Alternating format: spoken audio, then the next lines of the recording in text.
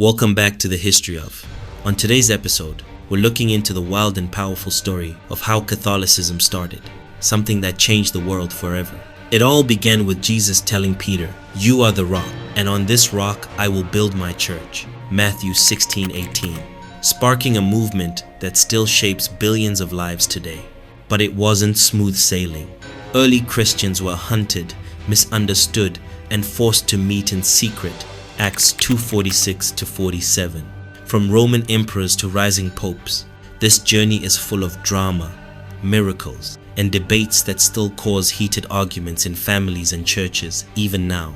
So, without wasting more time, let's jump right into it.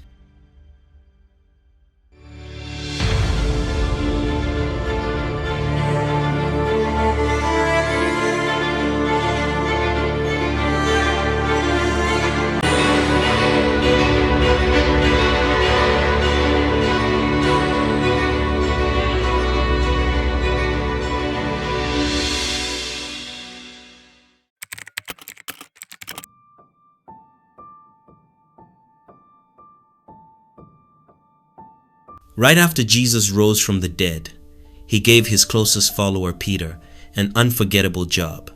In Matthew 16:18, Jesus told him, "You are Peter, and on this rock I will build my church." That moment wasn't just a nickname, it was a mission. The name Peter comes from the Greek word Petros, meaning rock.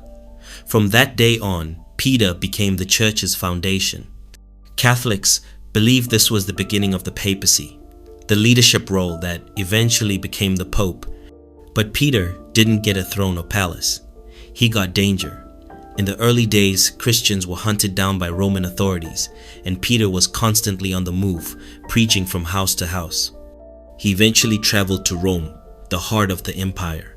There, he was arrested, beaten, and finally crucified upside down by his own request, because he felt unworthy to die like Jesus. That's a powerful image. The first pope humbly flipping his own cross. Here's a wild and lesser known detail.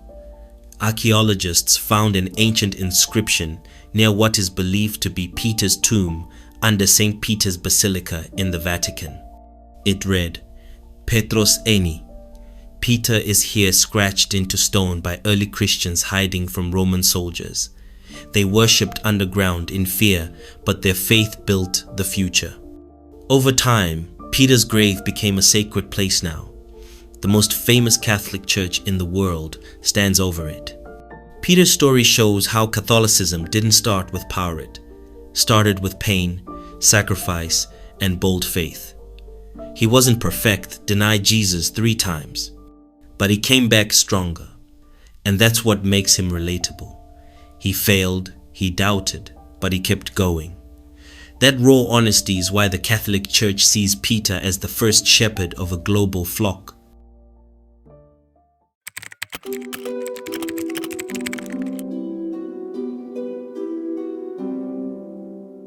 For nearly 300 years, the Roman Empire saw Christians as a threat. Catholic believers met secretly in homes or catacombs, underground tunnels, beneath cemeteries. If they were caught, they were tortured, burned alive, or thrown into the arena with wild animals. This didn't stop them. Instead, it made them stronger. They believed what Romans 8:18 says, "The sufferings of this present time are not worth comparing with the glory that is to be revealed to us." In 312 AD, a young emperor named Constantine faced a life-changing moment. On the night before a battle, he claimed to see a vision in the sky, a cross and the words, "In this sign, conquer." He ordered his soldiers to paint Christian symbols on their shield sand. He won. In 313 AD, Constantine passed the Edict of Milan, legalizing Christianity and ending the persecution. Suddenly, Catholics could worship freely for the first time in history. What's not often told is how fast Catholicism exploded after that. In just a few decades, churches sprang up across the empire from Spain to Syria. Wealthy Roman citizens started converting, and even soldiers and governors joined. By 380 AD, Emperor Theodosius declared Christianity the official religion of the Roman Empire.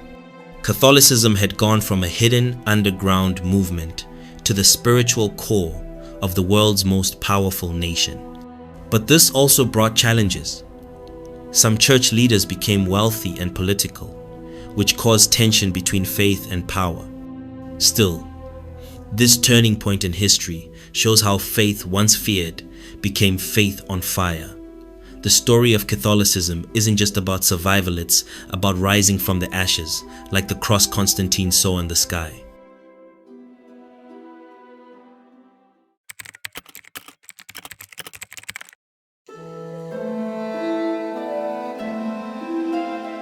As Christianity spread, people started arguing over what exactly Christians should believe.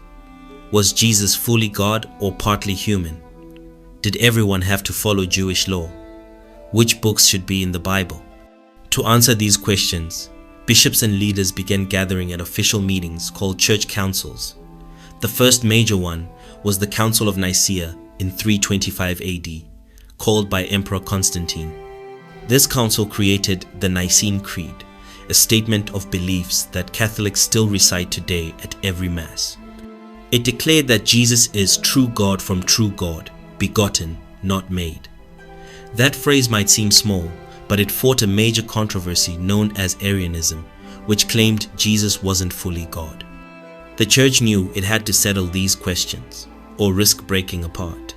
One fascinating detail: some bishops who attended the Council of Nicaea arrived with missing eyes or limb scars from the Roman persecutions. They debated, prayed, and wrestled over every word of the creed. These men weren't just scholars, they were survivors. And they traveled from as far as North Africa, Persia, and even what is now India, showing how wide Christianity had already spread. Later, councils continued shaping Catholic belief, deciding which books would become part of the official Bible, what to do about heresies, and how to explain the Trinity. These weren't just boring meetings. They were battles for truth, held by people who risked everything to defend their faith. Without them, Catholicism could have split into hundreds of small groups before it even had a chance to grow.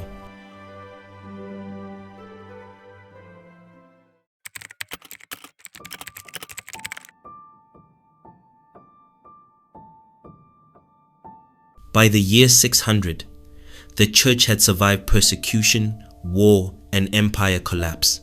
Now it was rising as a major force in Europe. The Pope, once just a bishop among many, became the most respected leader in the Christian world. One of the most important early popes was Gregory the Great, who strengthened the church, sent out missionaries to convert England, and introduced music into worship, what we now call Gregorian chant. But power brings temptation. During the Middle Ages, popes began taking on political roles. They crowned kings, led armies, collected taxes, and even went to war. One famous example is Pope Urban II, who launched the First Crusade in 1095 to take back Jerusalem. The line between church and state blurred. Some popes acted like saints, others acted like emperors. This caused deep divisions and scandals. One shocking event: in 1077, Pope Gregory VII excommunicated Emperor Henry IV for interfering with church affairs.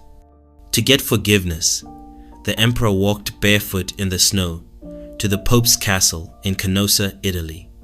He waited outside in the freezing cold for 3 days until the Pope let him in.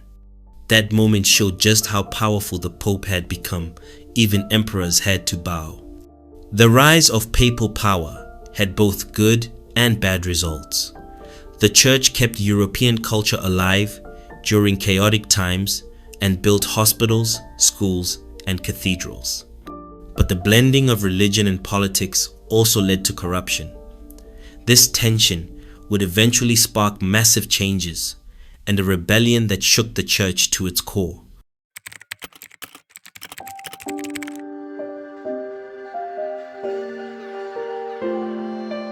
By the 1500s, the church had become rich, powerful, and sometimes corrupt. People like Martin Luther began calling out abuses like the selling of indulgences, paying money for forgiveness. In 1517, Luther nailed his 95 Theses to a church door in Germany, starting the Protestant Reformation. Millions left the Catholic Church to form new denominations, arguing that the Church had strayed from the Bible. The Catholic Church didn't stay silent. In 1545, it launched the Council of Trent, kicking off the Counter-Reformation.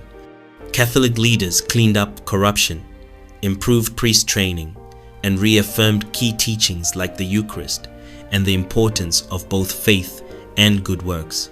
James 2:26. Faith without works is dead. New religious orders like the Jesuits traveled across the globe to spread Catholicism again. Few people know that during this time, Catholic missionaries reached Japan, China, and even North America. A Jesuit priest named Matteo Ricci learned Chinese, dressed like a Confucian scholar, and debated science and faith with Chinese nobles. Catholicism didn't just survive the Reformation, it spread to more continents than ever before. Then came the Second Vatican Council from 1962 to 1965, one of the most dramatic moments in modern church history. Mass could now be said in local languages. The church encouraged Bible reading, respected other religions, and emphasized the role of everyday people. Over 2,500 bishops attended from around the world. One powerful image: African and Asian bishops in tribal robes sitting beside European cardinals in red silk. The church was no longer just Roman, it was truly global.